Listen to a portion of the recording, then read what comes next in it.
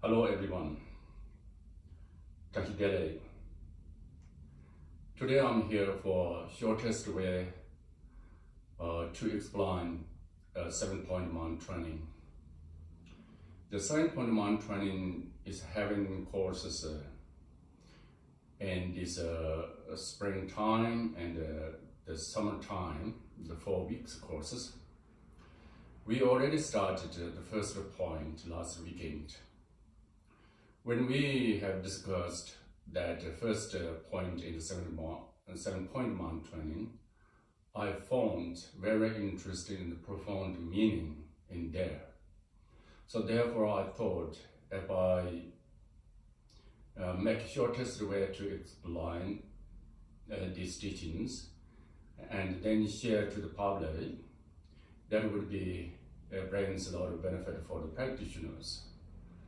So that way I'm here for explain in a very short way that we have discussed last weekend. It takes just between 10 to 15 minutes. So in this teaching, first begin with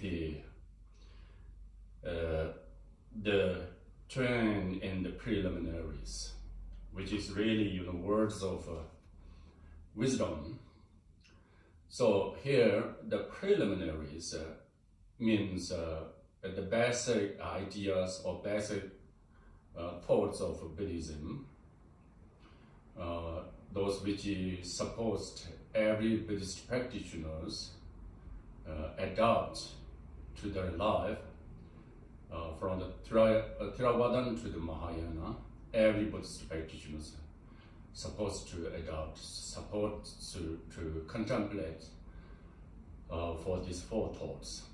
Those 4 thoughts are knowing human existence, knowing the things are impermanent, and knowing the law of karmic cause and effect, and respect them, and knowing the fault of samsara, and having attitude left from samsara and achieve enlightenment.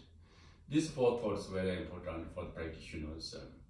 If we really develop these 4 thoughts in our life, that means we become genuine Buddhist practitioner. So that way, the teaching begins with the one's own mind trained by the 7-point ment training. And then the second sentences begin with the ultimate bodhicitta. The ultimate bodhicitta is, the definition of ultimate bodhicitta is the mind which see and knows true nature of existence, how things really are. And with this wisdom, knowledge mind, culminates loving and kind of compassion. These 2 aspects come into one point, experience in your mind, not just intellectually, but directly experience, is the ultimate bodhicitta. So if we be able to practice ultimate bodhicitta, that is the best method to transform, to train the mind. So therefore, this teaching begins with the ultimate bodhicitta first. So I'm going to read these lines, the words of wisdom. Here it says, consider all things, and even just as dreamlike. Begin with the understanding the existence just like a dream, means the fact that everything, what we see, what we hear, what we experience have no independent nature, have no intrinsic nature. It is just come and appear to our mind, just like a dream, if we analyzed for them. And it is usually called manifestation of the consciousness. So that way, things are like that in the reality.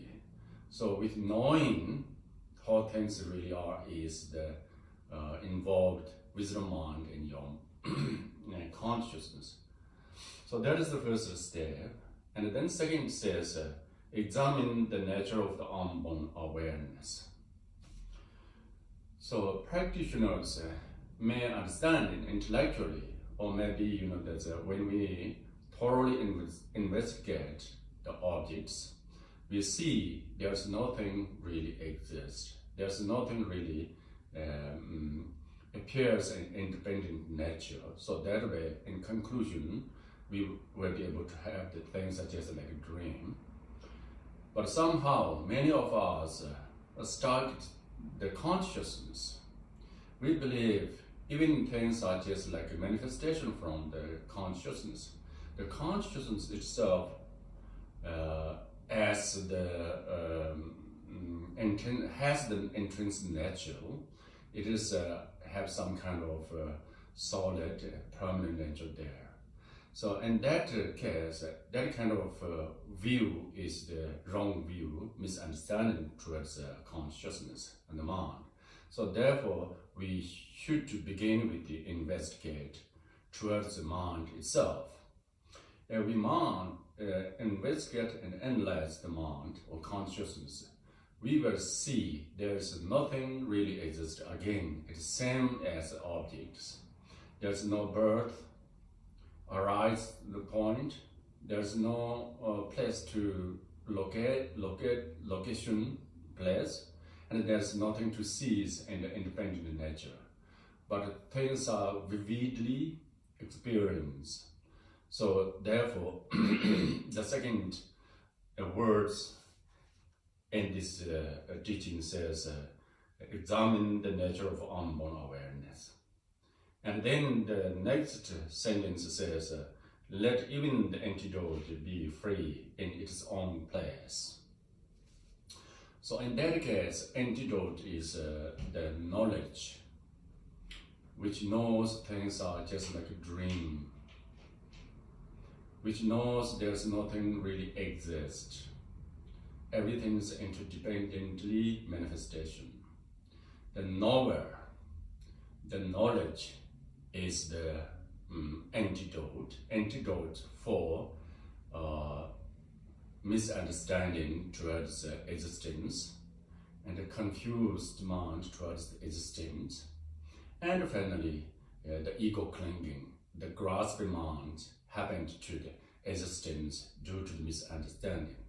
All those things are eliminated by knowledge, intellectual knowledge, the mind.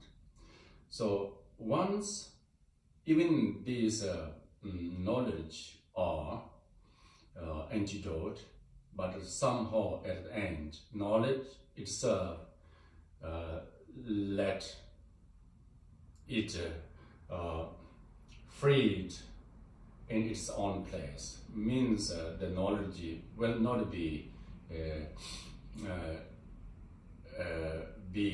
exist in the form of independent, in the form of intrinsic nature.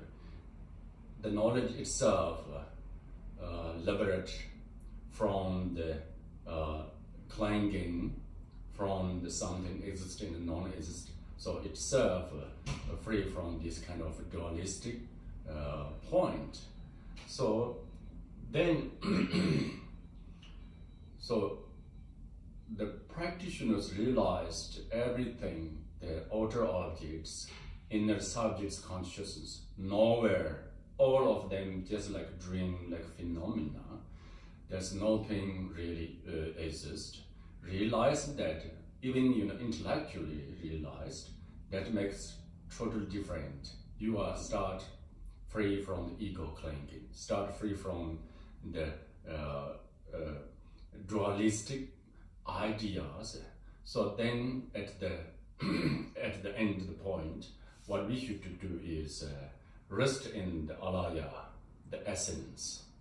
That's how we be meditated upon all these knowledges. And finally, there's nothing to analyze, nothing to grasping, nothing to clinging, but simply rest and what you realized, nature of existence, just simply being in that knowledge, the wisdom, make that familiar in your mind through the meditative concentration.